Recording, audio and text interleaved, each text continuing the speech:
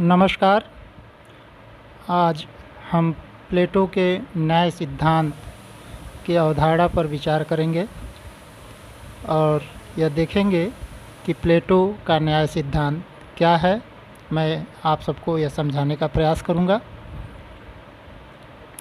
प्लेटो अपने महान ग्रंथ रिपब्लिक का आरंभ न्याय की धारणा के विश्लेषण के साथ करता है। इसके लिए उसे एक ऐसे राज्य की रूपरेखा भी प्रस्तुत करनी पड़ी जिसमें वह न्याय को व्यवहारिक रूप देने के लिए सबसे अधिक उपयुक्त मानता था।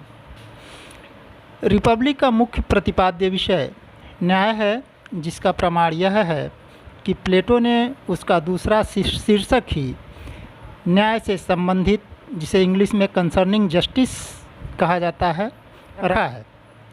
बार्कर के अनुसार चाहे वह सोफिस्ट वर्ग की धारणाओं का विरोध कर रहा हो या समाज की विद्यमान व्यवस्था में सुधार के लिए प्रयत्नशील हो, न्याय प्लेटो के विचार का मूल आधार रहा है। इवनस्टीन का मत है कि प्लेटो के न्याय संबंधी विवेचन में उसके राजनीतिक दर्शन के समस्त तत्व सम्मिलित हैं।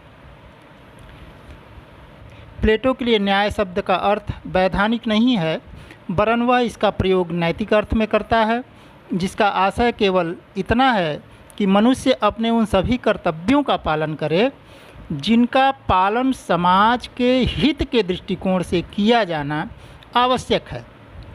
समाज तथा राज्य अपनी आवश्यकता तथा व्यक्ति की योग्यता को दृष्टि में रखते हुए प्रत्येक व्यक्ति के लिए कुछ कर्तव्य निश्चित करते हैं और प्रत्येक व्यक्ति द्वारा अपने उन कर्तव्यों का पालन करना ही प्लेटो की सम्मति में न्याय है।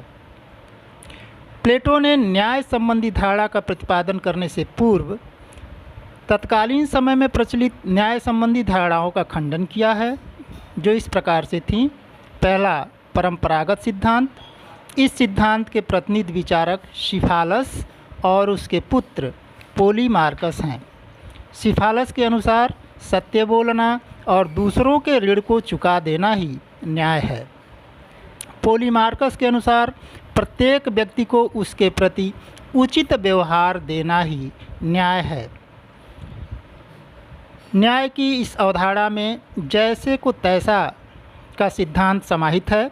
वो आगे कहता है कि न्याय एक कला है और कला चतुराई के साथ प्रयोग करने का नाम है। दूसरा क्रांतिकारी सिद्धांत है। इस सिद्धांत का प्रतिपादन थ्रेसीमेकस करता है।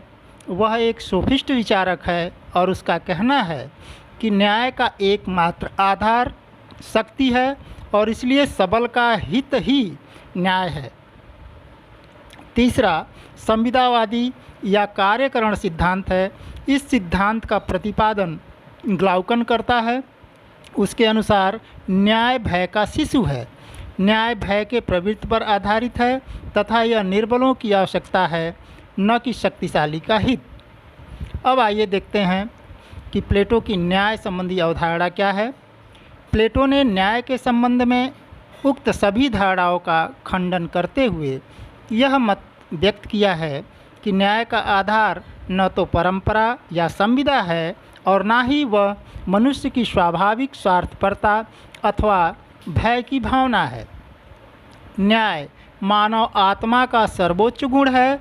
वह एक शाश्वत सत्य है एवं निरपेक्ष शुभ है। प्लेटो का न्याय दो रूपों में अभिव्यक्त होती है, व्यक्तिगत तथा सामाजिक। अब हम ये देखें कि व्यक्तिगत न्याय क्या है। प्लेटो अपने न्याय विषयक सिद्धांत का प्रतिपादन मानव स्वभाव के मनोवैज्ञानिक विश्लेषण से प्रारंभ करता है। उसके अनुसार मानव आत्मा में तीन प्रधान गुण होते हैं: वासना अथवा क्षुधा, शौर्य अथवा साहस तथा विवेक।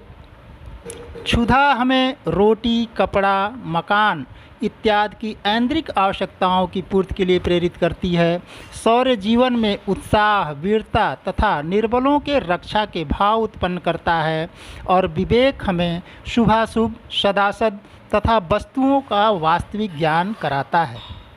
बुद्धि इन तीनों गुणों में प्रधान होता है। व्यक्तिगत दृष्टि से एक व्यक्ति तभी न्यायशील हो सकता है जबकि उसमें तीनों गुणों में पूर्ण सामंजस्य हो और वह बुद्धि द्वारा अनुशासित हो।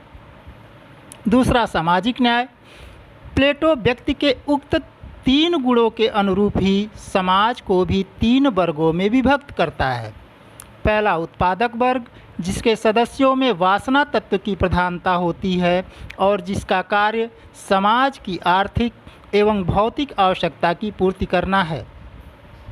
दूसरा, सैनिक वर्ग, जिनके सदस्यों में शौर्य की प्रधानता होती है और जिनका कर्तव्य समाज की रक्षा करना होता है। तीसरा, शासक वर्ग, जिसके सदस्यों में विवेक की प्रधानता होती है और जिन्हें समाज का शासन संचालन का अधिकार होना चाहिए। प्लेटो के अनुसार समाज में न्याय की उपलब्धि तभी हो सकती है जबकि उसका प्रत्येक घटक अपने प्राकृतिक गुणों के अनुरूप आचरण करे, अर्थात अपने स्वधर्म का पालन करे। प्लेटो की मान्यता थी कि एक व्यक्ति में एक विशिष्ट गुण की प्रधानता होती है, अतः उसके अनुरूप ही कार्य दिया जाना चाहिए। क्वायरे के अनुसार प्रत्येक नागरिक को उसके अनुसार कुल भूमिका और कार्य देना ही न्याय है। इस प्रकार हम देखते हैं कि प्लेटो एक ओर व्यक्ति के आदर्श चरित्र का निर्माण करता है तो दूसरी ओर एक आदर्श समाज की रचना करता है। इस संबंध में प्रोफेसर सेबाइन लिखते हैं कि प्लेटो के अनुसार न्याय समाज को एकताबद्ध रखने वाला सूत्र है। यह व्यक्तियों का एक एकताबद्ध संगठन है जिनमें से प्रत्येक को अपनी स्वाभाविक योग्यता एवं प्रशिक्षण के अनुसार अपना जीवन व्यवसाय मिल गया है। यह सार्वजनिक एवं व्यक्तिगत दोनों प्रकार का धर्म है क्योंकि इसके द्वारा राज्य तथा उसके सदस्यों दोनों का ही सर्वोच्च हित संपादन होता है। प्लेटो के न्याय संबंधी अवधारणा को समझने के उपरांत अब हम ये देख लेते हैं कि प्लेटो के न्याय सिद्धांत की विशेषताएं कौन कौन सी थीं। प्लेटो के न्याय सिद्धांत की निम्न विशेषताएं बताई जा सकती हैं। पहला, नैतिक सिद्धांत। प्लेटो का न्याय सिद्धांत वैधानिक नहीं वरन नैतिक है। दूसरा, न्याय जीवन का एक आंतरिक तत्व एवं संतुलनकारी धारणा। न्याय कोई बाह्य वस्तु न होकर व्यक्ति के अंतःकरण की एक पवित्र भावना है जिसका आधार संयम एवं आत्मत्याग है। तीसरा, कार्य विशिष्टता का सिद्धांत। प्लेटो ने मानव जीवन के तीन नैसर्गिक गुणों के आधार पर केवल एक ही कार्य सौंपता है जो उसके प्रकृति के अनुकूल हो।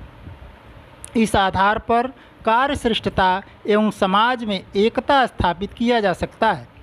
चौथा, व्यक्तिवाद का विरोध एवं सावयव एकता का सिद्धांत। इस सिद्धांत की एक प्रमुख मान्यता यह है कि व्यक्ति समष्टि का एक अंग है और समाज के विकास में ही उसका विकास निहित है।